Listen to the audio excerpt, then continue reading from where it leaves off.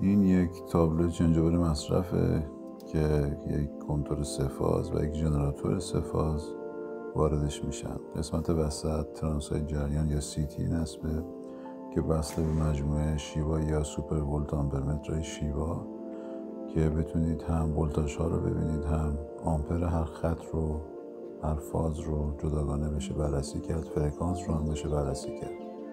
وقتی برق شهر درست باشه، ولتاژ درست و استاندارد باشه، اولویت با برق شهر و برق شهر وصل میشه. و اگر برق ژنراتور وصل باشه و برق شهر دچار مشکل بشه، اتوماتیک میره روی برق ژنراتور. بعد از اومدن برق شهر یا درست شدن ولتاژ برق شهر، اتوماتیک دوباره مدار برق شهر، چون اولویت برق شهر رو وصل میکنه و نیازی نیست که کاربر برق و قطع وصل بکنه.